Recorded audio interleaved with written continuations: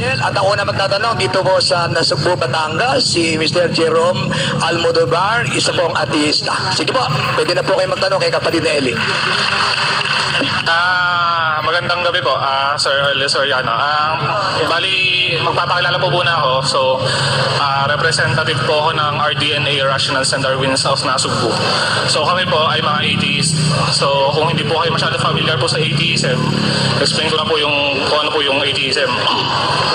Bali po, we denies the existence of supernatural things, including deities, gods, and goddess. Ibig sabihin po, sa Tagalog po, hindi po kami naniniwala sa Diyos. At saka po sa mga katang-isip lamang. Yung alam naman po natin, as normal na tao, nakatang-isip po lamang talaga.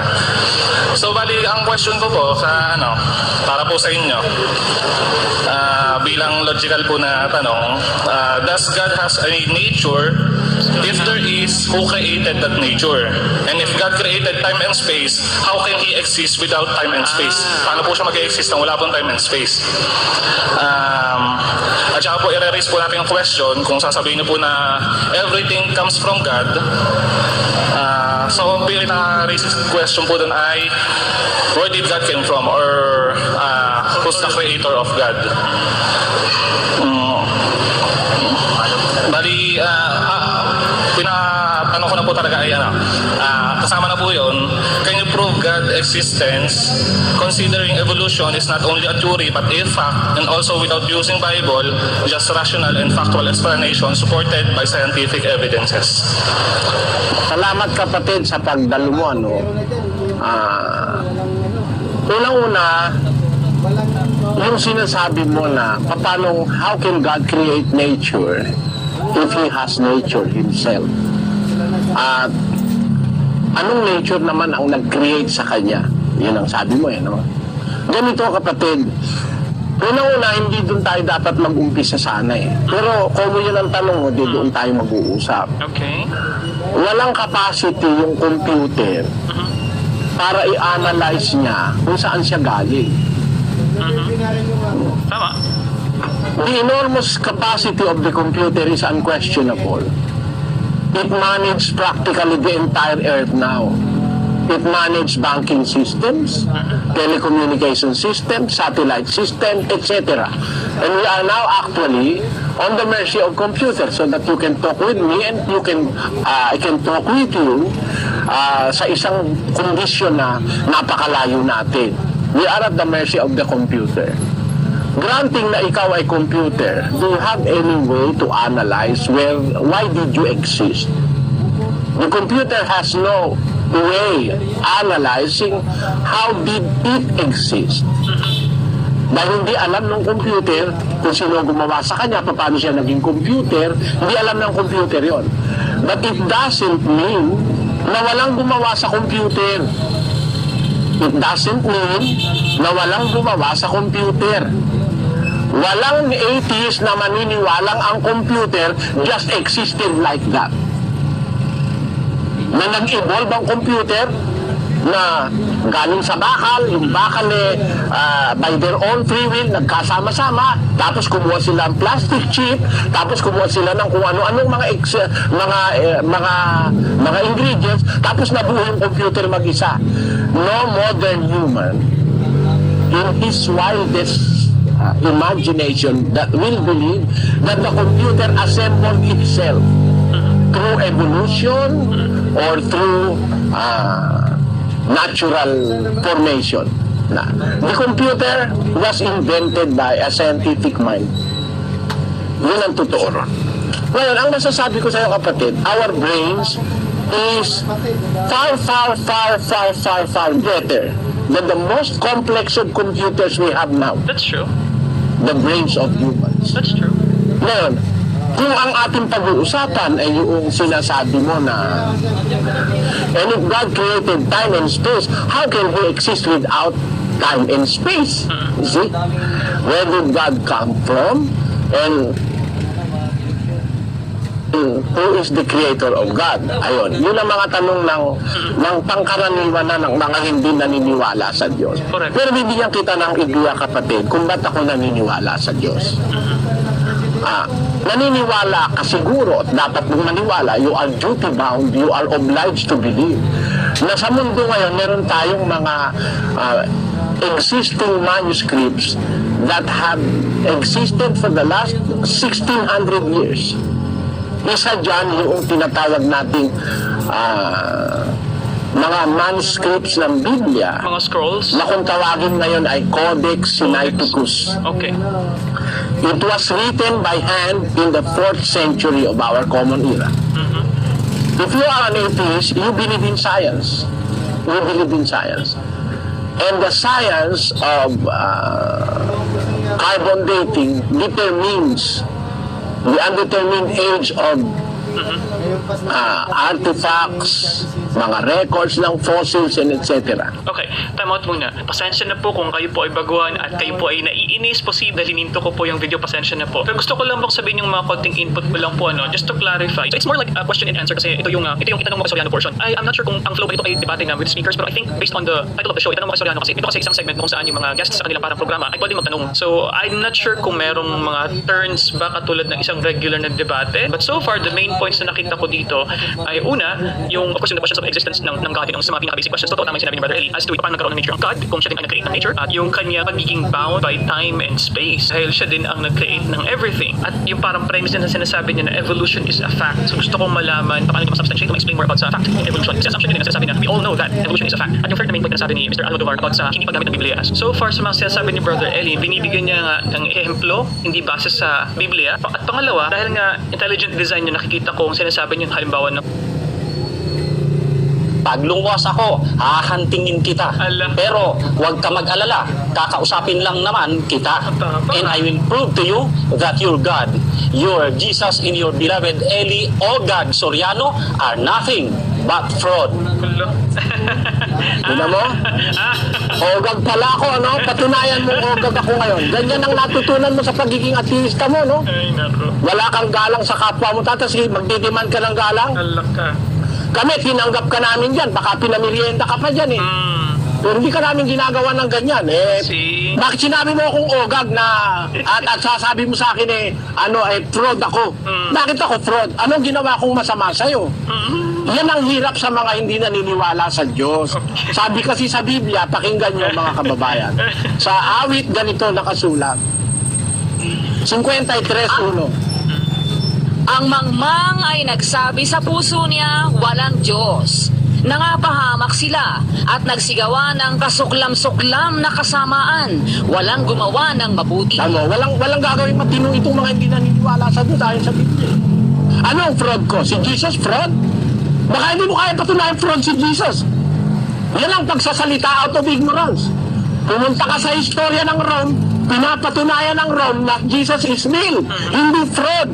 Basahin natin. Yeah. Inaamin ng Roman Empire na pinapatay nila si Jesus, eh. Kasabihin mo ngayong fraud? Basahin natin.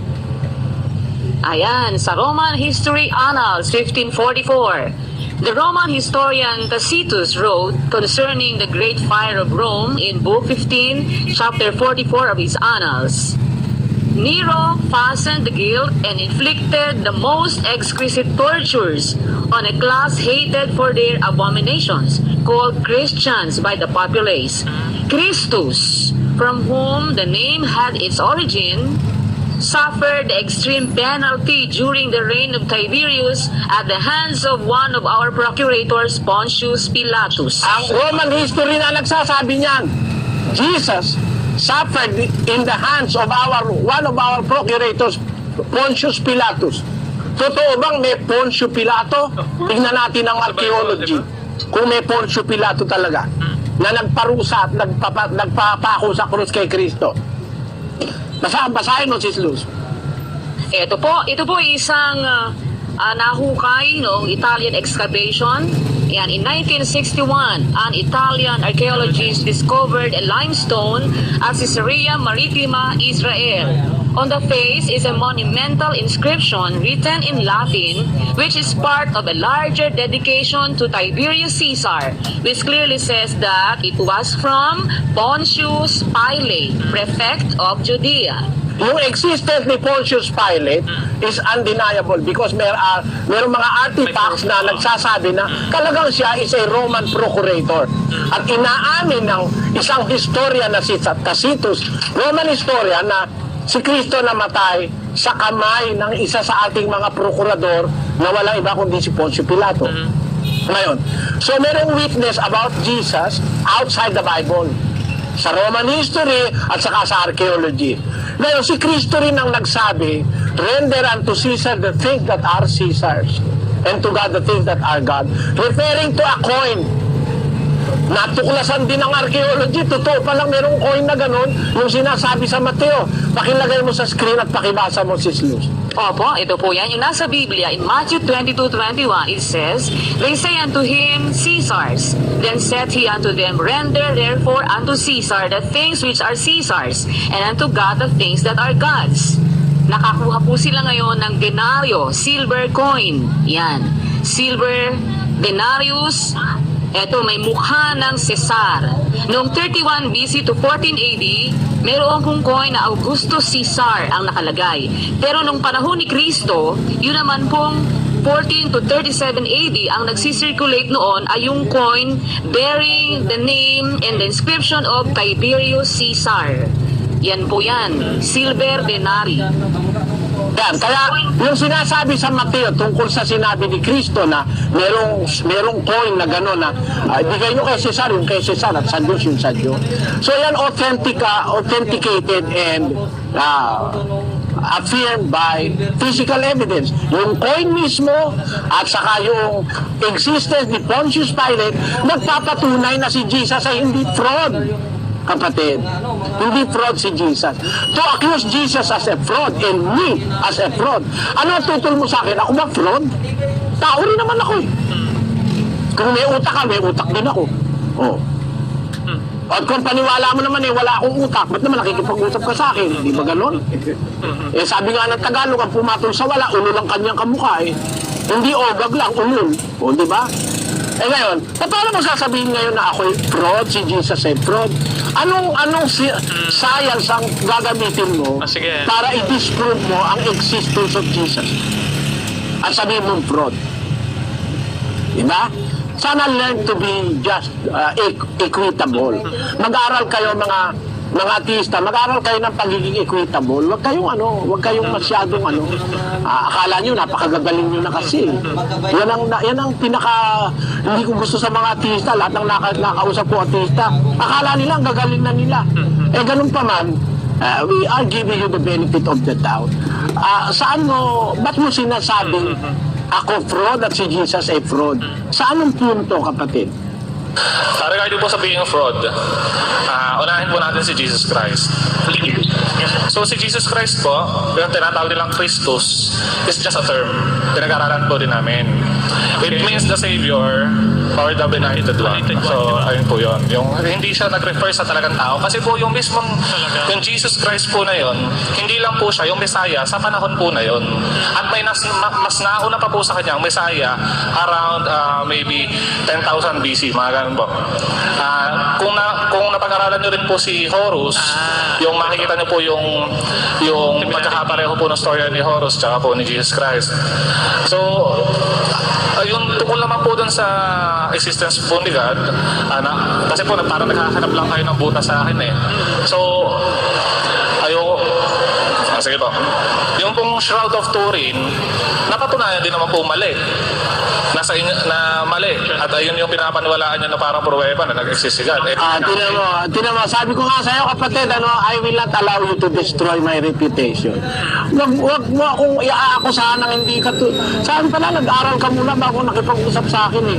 Hindi ako naniniwala sa Shroud of Turin, papasaraw na naniniwala ron for your information, Bakit mo ako idadamay doon? Para sabihin mo ako fraud? Hindi ako naniniwala ron eh. Pinapatunayan ko nga sa programa ko na hindi totoo yung Shroud of Turin na yun eh. At yung sinasabi mo na si Jesus eh, hindi tao. So si Jesus Christ po, yung tinatawag nilang Christus, is just a term. Pinag-aralan po din namin. It means the Savior or the Benighted One. So ayun po yun. Yung hindi siya nag-refer sa talagang tao. Eh paano ipapapatay ng Poncio Pilato yung India? Meron ba ipapatako sa krus na hindi yata sasabihin ngayon ni ano ba naman ang ginagawa mo? Are you playing with words? Or are you trying to fool people around you? Ha? Sinasabi ko na nga sa'yo, binasa na nga eh. Sinabi na ni Tacitus Roman historian, na merong isang Kristo na naging leader ng isang grupo na kung tawagin ay Kristiyano, kung naintindihan mo yung binasa kanina,